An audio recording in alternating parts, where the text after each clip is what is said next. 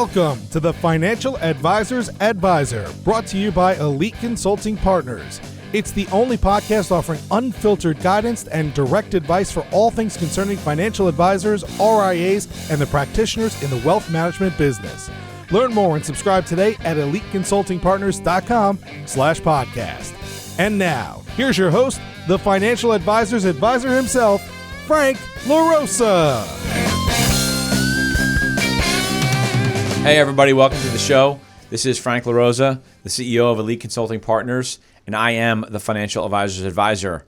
As always, I am joined here today with my right-hand man, Dale Dempsey. I'm here. What's up? I'm alive. Feels What's great. up? It's a nice day out today. It's beautiful, sunny. It's nice to have a nice, sunny, cold day. Yeah. For those, well, I'm not going to get into deer hunting season, but for those of you that hunt, the rut is on. Oh yeah. For those of you that live in areas that are filled with deer, be careful. This is the time of the year when deer just arbitrarily dash across the road Because they're chasing a doe. because the buck's chasing the doe, and they get stupid during this time of the year. Interesting. Sort of like men and women. Right? Sort of like well, that kind of ties into what we want to talk about now that I think about it. Oh, very good. Yeah. Yeah. So if you're a financial advisor and you're looking at some firms, this would be maybe one of the reasons you want to talk to us, because you can be talking to a firm and you might have a manager that's really great as a recruiter and talking to another manager who's not so great, but the firms don't appear to be the same. Right. So basically what we want you to do is make sure you don't run across the street without looking, right? And then you get whacked by a car. That could right. That works. Okay, that works. But yeah, actually, we wanted to talk about this. And again, for those of you that are new to the podcast, thanks for joining us. We appreciate it. We don't always start the show with talking about hunting, so but this one was different. I've been doing this since I was 6, so it's in my blood. Sorry. But we wanted to talk today. I want to talk today about something I think is pretty serious, because it's your career. If you're an advisor and you're thinking about making a move, maybe you're in that process as we speak, or you're starting to think about that. Right, year-end planning. A lot of advisors come to us this time of the year to think about what they're going to be doing next year. You might be sitting with your team. It's a Friday. You might be sitting with your team this afternoon and discussing strategy for 2020. And inevitably, one of those conversations is going to be, are we at the right firm moving forward? Maybe you are, maybe you're not.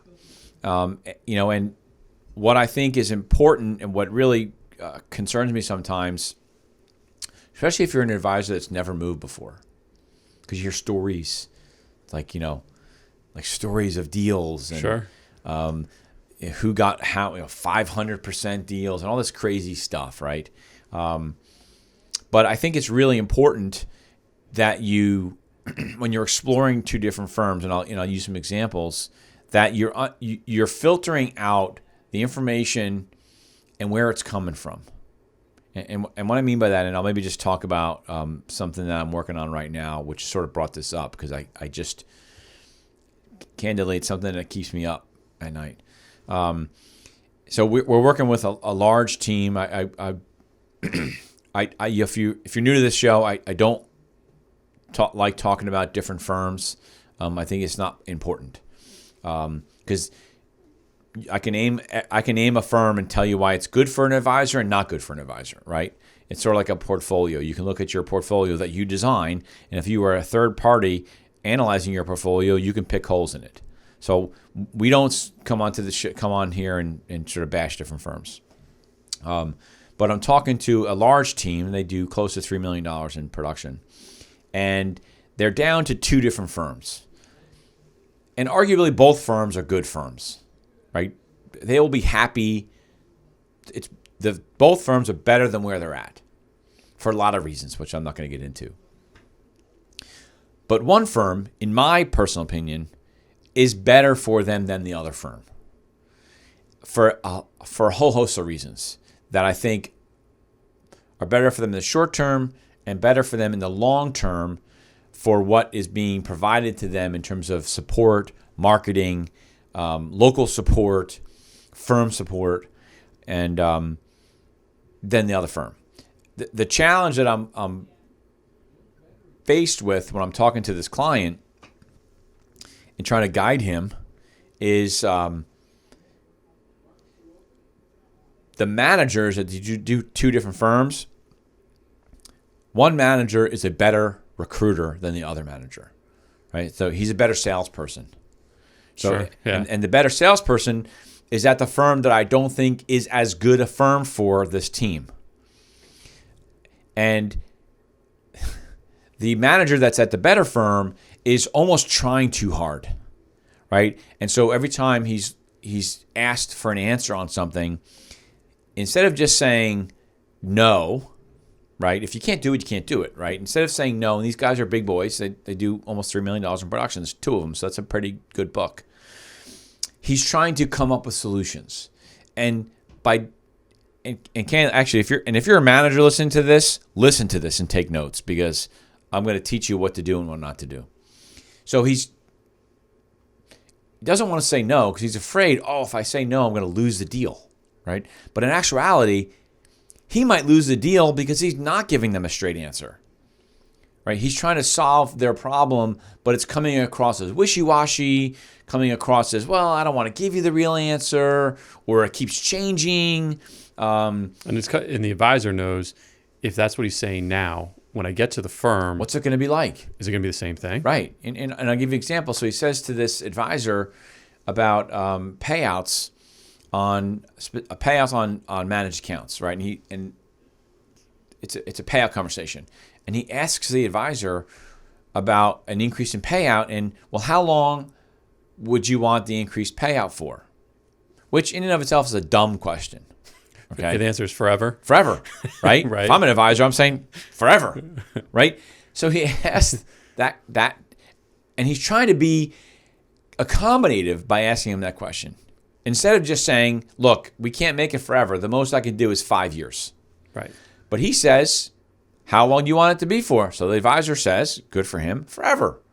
So he now, did say that. right? So, right. So now when the manager comes back to the advisor and says, well, I can go to 5 years, the advisor already has forever in his mind. So it's perceived that he changed the deal. Even though he really didn't change the deal, he just asked a dumb question. Great idea, asked it the wrong way. Right. It's like going to buy a car, and the car sales says, what do you want to buy? What do you want to pay for the car? Nothing. Yeah. I want the keys and I'm going to drive away. Don't ask me, well, that's a dumb answer. Well, you asked a dumb question. Right? So it's that kind of stuff and the advisor is just getting a bad feeling. And what I'm trying to get the advisor to understand is managers come and go, right? Both of those guys will come and go. And this team has never left the firm that they're at. And they never want to leave this new firm. So I'm trying to get him to understand you have to separate good salesmanship from poor salesmanship versus what you're actually getting. The technology, but basically what the firm is bringing to the table.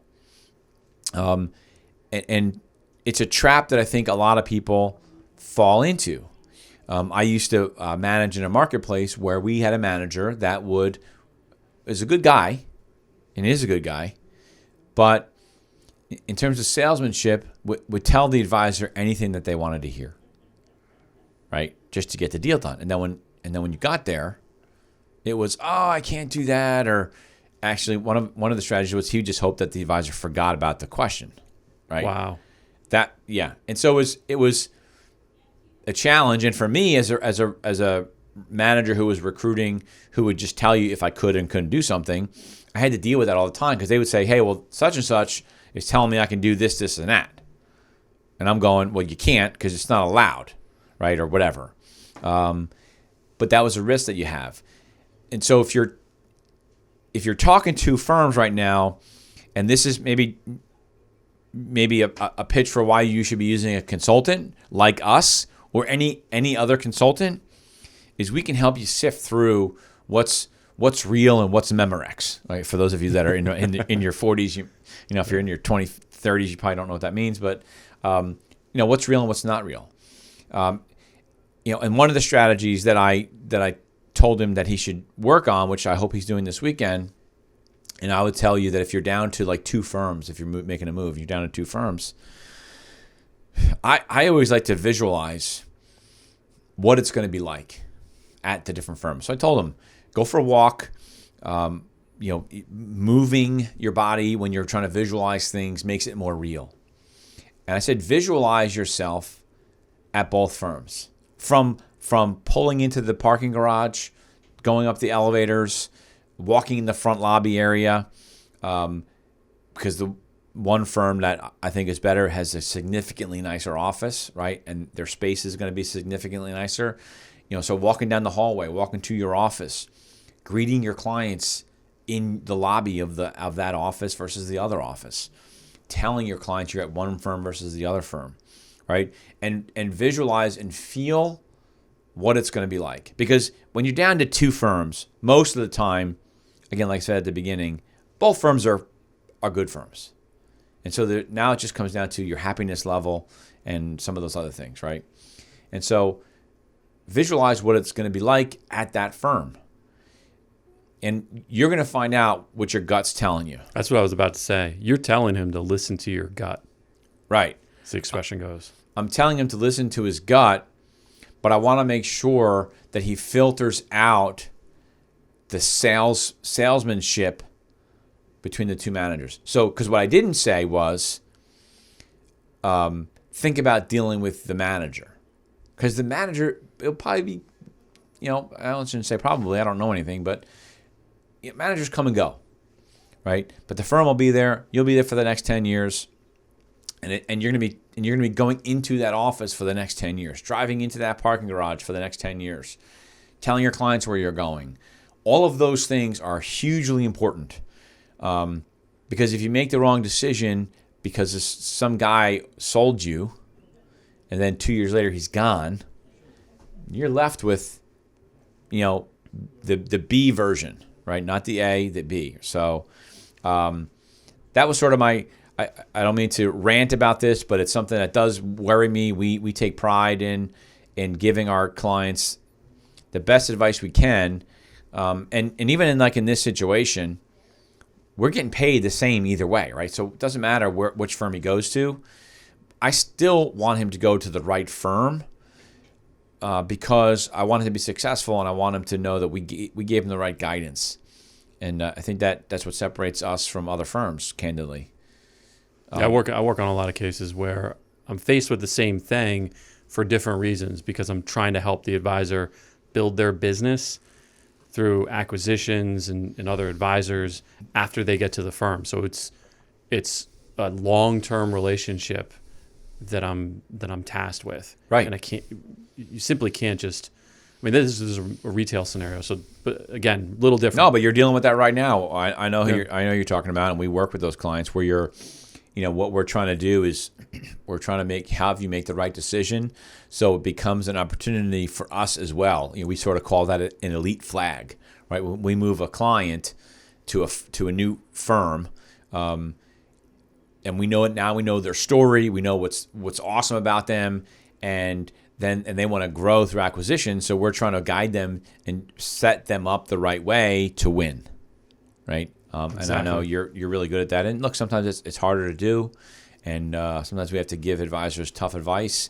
Candidly, the firm that I'm recommending to this particular individual, even though they're getting some other things, the transition package is actually less money. So there's probably a reason for that, though. There is, and you've noticed this too. That's not a secret. If you're a firm and you're paying top dollar, there's a reason for that. Right. Typically. Yeah. And so you got to watch out for that. So if you're the advisor and you're making that move, you've got to really be careful with all those things. And so I say don't get enamored with this shiny object, right? Because eventually that shiny object dulls, and then you're left with something that you didn't think you had. So anyway, with that said, we hope you learned. If you're an advisor thinking about making a move, give us a call. You can give Dale a call at 856-316-4653. Or Frank could call it 856-316-4651. Notice there was a hesitation there because Dale was thinking about whether or not he wanted anyone to call me or not. That's okay, dude. I know where we stand. That's all right. You get paid on everything anyway, so what's the difference? Check out our website at eliteconsultingpartners.com, my Instagram page at frankLaRosa.elite. Don't forget to subscribe on iTunes, Spotify, wherever else you listen to podcasts. Slam that like button. Hit the bell on YouTube. Subscribe. Hit the bell. Notifications. Yeah. Totally. And one thing I will ask, this is my only ask, is share our podcast with people. I am sure if you're listening to this, you have friends that might find value in what we have to say. Share our podcast. And if you do like our podcast, maybe this is a second ask. That's okay. Whatever. Leave comments and that 5-star rating. We really appreciate that. It helps our podcast and makes me feel good. So anyway, thanks a lot. We love you. We'll talk to you next week. All right, that was good. Perfect. That was great. Thanks for listening to the Financial Advisors Advisor podcast with Frank LaRosa. If you're looking for more advice or solutions on any topics in the financial services industry, or you just want to subscribe to our podcast, head on over to eliteconsultingpartners.com/podcast.